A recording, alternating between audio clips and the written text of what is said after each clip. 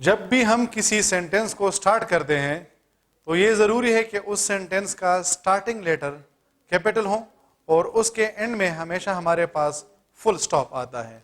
For example मैं कहता हूं कि ही इज कमिंग, तो आप देख सकते हैं कि यहां पर मैं एक मार्क लगा लेता हूं जिसको हम कहते हैं फुल स्टॉप या जिसको हम कहते हैं पीरियड। ये पीरियड और फुल स्टॉप ये हमारे पास टर्मिनल पंक्चुएशंस है।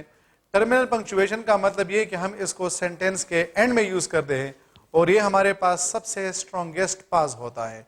यानी इस पे हम जब रुक जाते हैं तो इसका मतलब ये होता है कि यहां पर बात खत्म हो गई है। अब इसको हम कौन कौन से सिचुएशंस में यूज करते हैं? तो सबसे पहले हम जब किसी डिक्लेरेटिव सेंटेंस को बोलते हैं तो हम उसके एंड में इसको यूज करते हैं। डिक्लेरेटिव सेंटेंस को हम असर्टिव सेंटेंस भी कहते हैं या इसको हम सिंपल सेंटेंस भी कहते हैं। इसको हम डिक्लेरेटिव या असर्टिव या सिंपल सेंटेंस इस वजह से कहते हैं क्योंकि इसमें हम सिर्फ और सिर्फ इंफॉर्मेशन देते हैं। मैं कहता हूं कि she is working in a company, तो यहां पर मैंने फुल स्टॉप लगा लिया है क्योंकि ये सेंटेंस हमारे पास एक सिंपल डिक्लेरेटिव सेंटेंस है और डिक्लेरेटिव सेंटेंस के एंड में हम फुल स्टॉप को यूज करते हैं। फिर दूसरा हमारे पास है to end an imperative sentence. Imperative sentence हमारे पास वो सेंटेंस होता है जिसमें हम कोई ऑर्डर देते हैं, कोई रिक्वेस्ट करते हैं या किसी किस्म का एडवाइस करते हैं।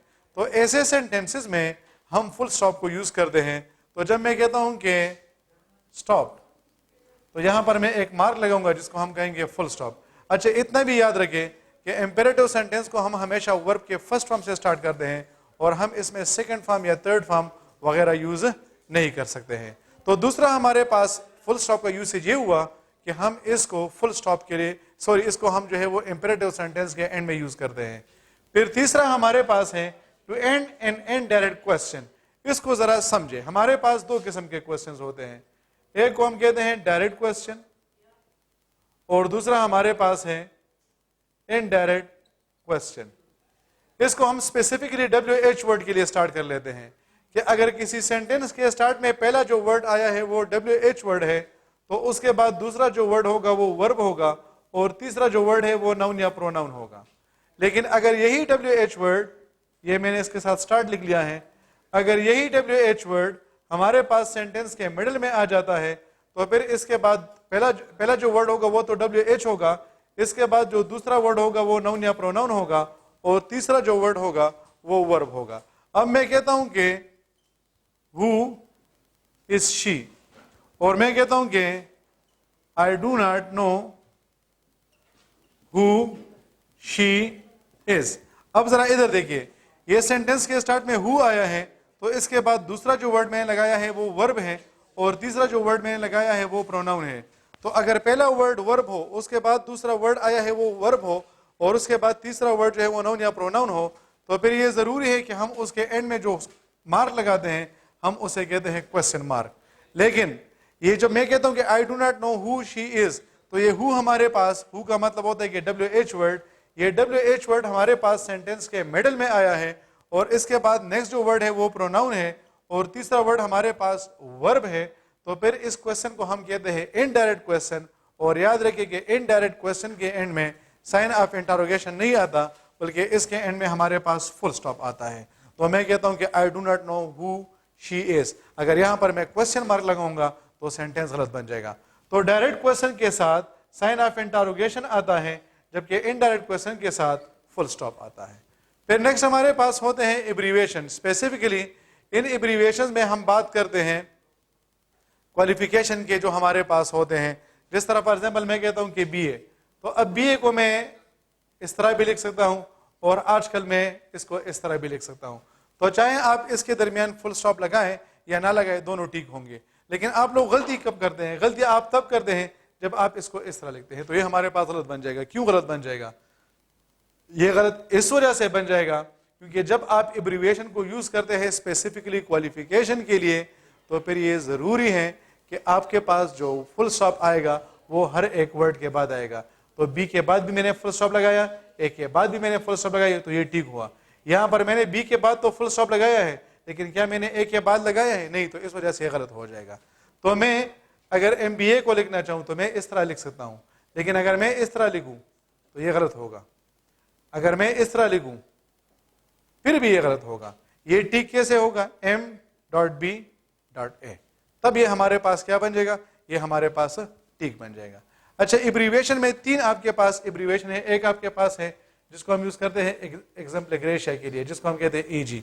ये एक बड़ा कॉमन मिस्टेक है कि हम सिर्फ ई के बाद फुल स्टॉप लगा लेते हैं लेकिन जी के बाद नहीं लगाते। तो ये जरूरी है कि आप ई के बाद भी फुल स्टॉप लगाएंगे और जी के बाद भी फुल स्टॉप लगाएंगे।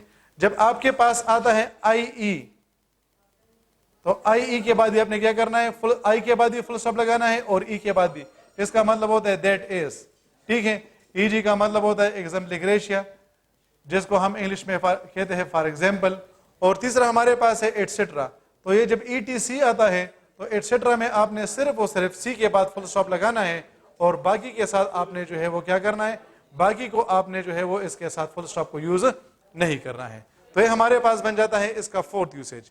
फिर नेक्स्ट हमारे पास इसका जो यूसेज है that is inside quotation marks. For example मैं कहता हूं कि Kamran said I have been affected by some stupid fellows, और यहां पर मैंने ये जो 2 मार्क्स लगाए इसको हम कहते हैं कोटेशन मार्क्स। तो कोटेशन मार्क्स के अगर आप इसके अंदर यूज करते हैं फुल स्टॉप तो भी ठीक होगा, अगर आप इसको बाहर यूज करते हैं तो भी ठीक होगा। लेकिन जो जनरली इसका यूसेज है वो ये है कि हम इसको कोटेशन मार्क्स के अंदर यूज करते हैं। तो जब कोटेशन मार्क्स आपके पास आते हैं तो कोटेशन मार्क का मतलब होता है कि यहाँ पर हम किसी बंदे के एग्जैक्ट वर्ड्स को रिपीट कर रहे हैं, और जब हम किसी बंदे के एग्जैक्ट वर्ड्स को रिपीट करते हैं so we put them in inverted comma, जिसको हम कोटेशन मार्क्स भी कहते हैं, और कोटेशन मार्क्स के साथ भी आपने फुल स्टॉप लगाना होगा। Then the next point is कि बुक, स्टोरी और पोएम, ये बड़ा इंपॉर्टेंट पॉइंट है। अगर मैं लिखूं कि प्राइड एंड प्रेजुडिस और मैं यहां पर फुल स्टॉप लगा देता हूं, क्या ये ठीक होगा? नहीं। बुक के साथ, बुक के नेम के साथ, स्टोरी के साथ और पोएम के साथ आप इसके साथ फुल स्टॉप को यूज नहीं करेंगे। ये 3 बड़े इंपॉर्टेंट पॉइंट है। बुक के साथ, जिस तरह यहां पर मैंने कहा कि प्राइड एंड प्रेजुडिस हमारे पास बुक का नाम है, यहां पर मैंने फुल स्टॉप लगाया है, इस वजह से ये क्या बन जाएगा, गलत बन जाएगा। मैं कहता हूं कि अ थर्स्टी क्रो और यहां पर मैंने फुल स्टॉप लगा लिया, तो फिर भी ये क्या होगा, ये गलत होगा, क्योंकि ये हमारे पास स्टोरी है और स्टोरी के साथ हम एपोस्ट्रोफी एस को यूज नहीं करते हैं। फिर हमारे पास है पोएम। फॉर एग्जांपल हमारे पास पोएम है द ओल्ड एज, तो हम इसके साथ भी क्या करेंगे, इसके साथ भी जो है वो फुल स्टॉप नहीं लगाएंगे, बल्कि इसको इसी तरह छोड़ेंगे। तो याद रखें कि बुक्स के साथ, स्टोरीज के साथ और पोएम्स के साथ फुल स्टॉप यूज नहीं होता। और लास्ट इसके बारे में हमने लिखा कि इंटरनेशनल ऑर्गेनाइजेशंस, जितने भी हमारे पास इंटरनेशनल ऑर्गेनाइजेशंस हैं, हम उसके एंड में भी फुल स्टॉप को यूज नहीं करते हैं। अब अगर आपके पास आ जाए PIA तो ये ठीक होगा, लेकिन अगर आपने इसको इस तरह लिखा कि PIA तो ये क्या बन जाएगा, ये गलत बन जाएगा। अगर हम लिख दें कि नेटो तो हम इसको इस तरह लिखते हैं। अब अगर मैंने यहाँ पर फुल स्टॉप लगा लिया तो ये भी क्या बन जाएगा, गलत बन जाएगा। हमारे पास आ जाए C.S.S, ये भी क्या बन जाएगा, गलत बन जाएगा, बल्कि हम कहेंगे कि CSS। तो आपके पास